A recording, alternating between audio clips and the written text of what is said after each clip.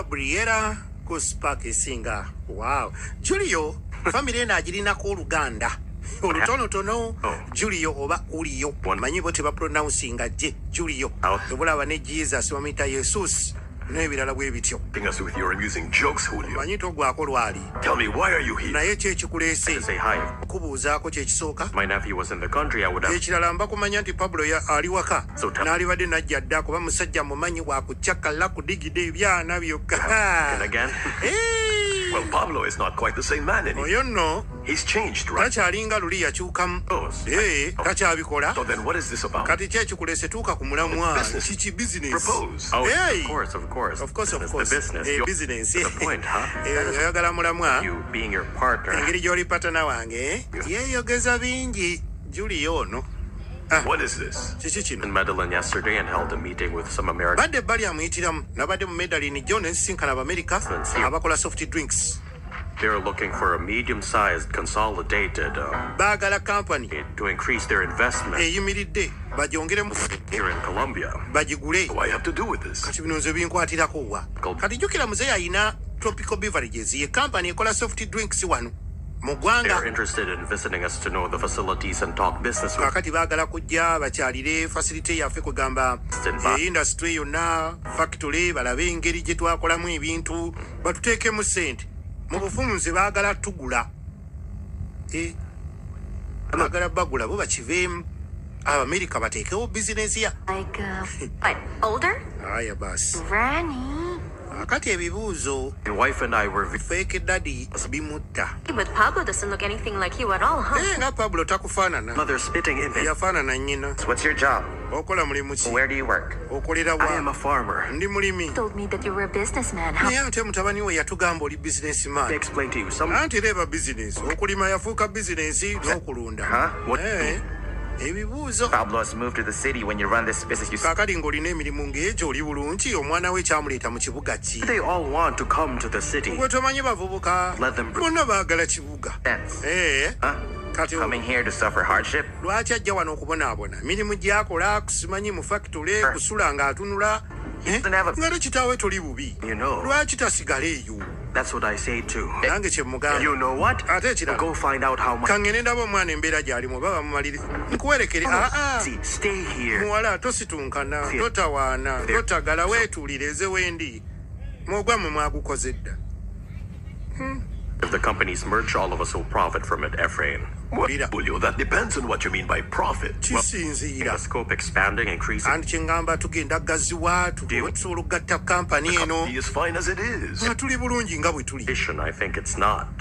Glitters is not gold, my dear Julio. Kaakati agamba nti okugatta amakampani ye uli agamba kigenda gaziya amagoba. Kati muzeeyi amugamba magoba mu ngeri ki? For which you fought so hard for your whole life. Kati gweyagala tutunde kampani gye tulwaniridde. Point. One of the company's goodwill is admirable, so what? Why not exploit that? Ye agamba bagituude. Listen, think about it. Why don't we talk to your lawyers? Yogerako ne balooya bo. You consider it necessary and Balabo bakyetaagisa. decisional, right? Do you know what I think? Naye omanyi kye ndowooza. That rather than making a decision, what you expect from me is that I reassert what you take for granted, Julio. Awo we baawukanidde Best for me. mu ndowooza. Also know what's best for both of us. Anti nange mmanyi ekiyinza otugasa nze naawe. Byebyo ye aleese He bizinesi. thinks he knows what's best for my company. Kye ndabye But that is just a ono Julio alowooza ye amanyi ekirungi eri bizinesi yange. one of the best for the company. Ayinza okuba ng'aleese ekirowoozo. Do you think that wanting the best for the company means selling it to the first? Agolooza kampani ogitereeza otunda ntunde. Talking about him as if he was merely an opportunist. Anti oyogera omwogerako ng'omufere.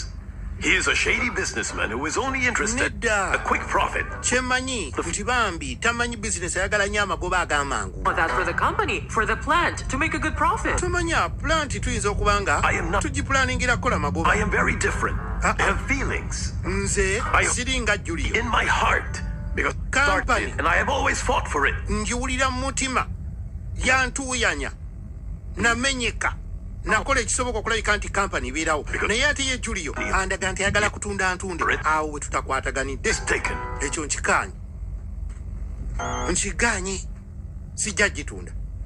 Yes.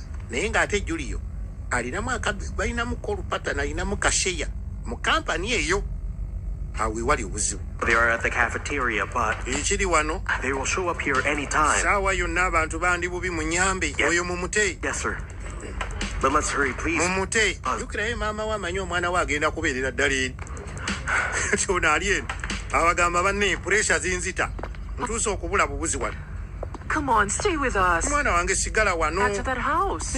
Wano weewuwo. Argo has been instructed to bring you back here until you fully recover. Kakati The problem is, if I stay at Gabriela's house, But your mother wants you to stay here. maama we ayagala obeere wano. complicated, Dad. Kijja kuzibuwala taata. From your And what girlfriend. if that was... oyagala kubeera wa girlfriend wo Was it- ate kibi.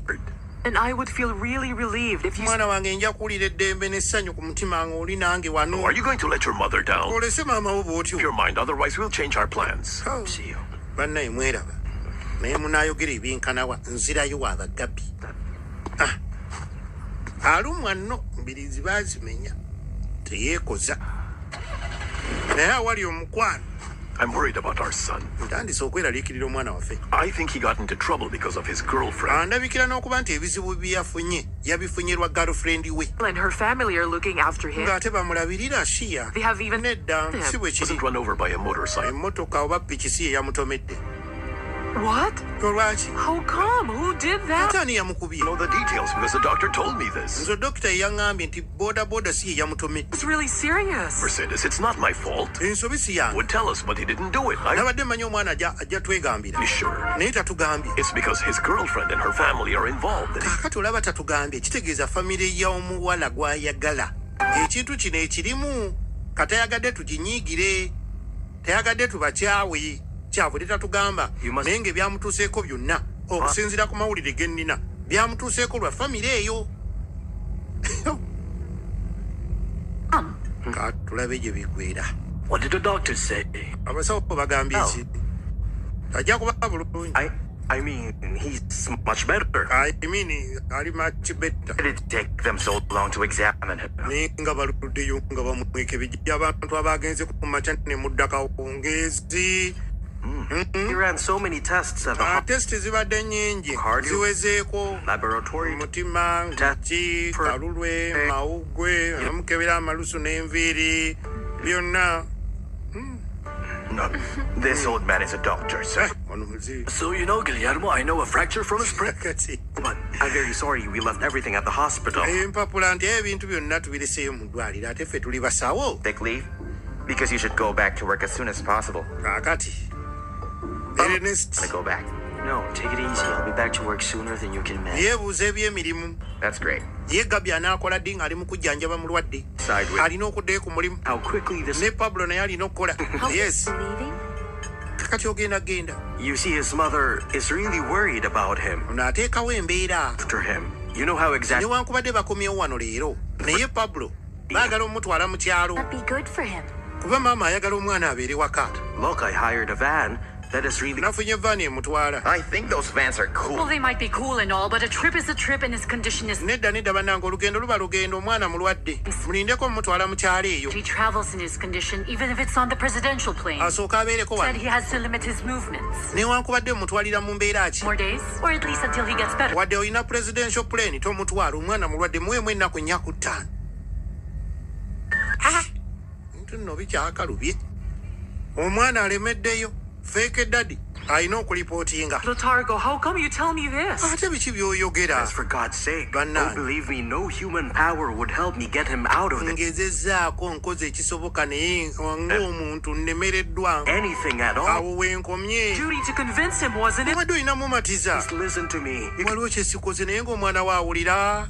Ng'abiwulira. Hey, don't look at me like that. Tontunulira bw'otyo si nze mulemezaayo omwana we yaagaanye. This Pablo will choose his girlfriend over his mother. Nagambye nti omwana omuwala gwe yafunye kati amusingira nnyina n'owakana. Kati k'okiwulire nze nabitegedde. Couldn't have let them fall alone. Mugambye There's nothing olera avo weebeera. Omwana oyo kati omutima gwe gulinnya wa muwala oli girlfriend gwe maama. Kendeeza. Kendeeza amaanyi gabe matono. bring Nesta out of Ojja kulwala omutima. for Pablo and for me. Akati laba. I mean, not just for Pablo and for me, but for all of us, Mom. Tukikole ku lwa ffenna. By the way, Mom, why did you Ye. suggest that Pablo should stay here? Lwaki osazeewo agire ng'abeera wano? Well, because it's for his own good. Anti ku lw'obulungi bwe. Dad? Why else? Kyekyo kyokka. You tell me. Kuba bombuulira maama. Kyekyo kyokka. Well, yes. I Kali. feel a little Muli. Responsible? right. I feel responsible. Muli mpulira nga Maybe I should have done something. buvunaanyizibwa bwange nga ngamba nteekeddwa okubaako kye nkola kubanga bambi naye yeewaayo. People a second chance, and that boy is no exception. Kale weema nga musobola okuwaayo omuntu yenna second chance I want to find omukisa ogwokubiri omuntu yeetereeze. why you adore him, why you love him, and God knows. Omulenzi ono nina okusooka omwetegereza mumanye lwaki omwagala nnyo lwaki omumatira nnyo. Awo nno That I'm surprised. owazaala yakomyewo dda naye muzeeyo ono kankomewo.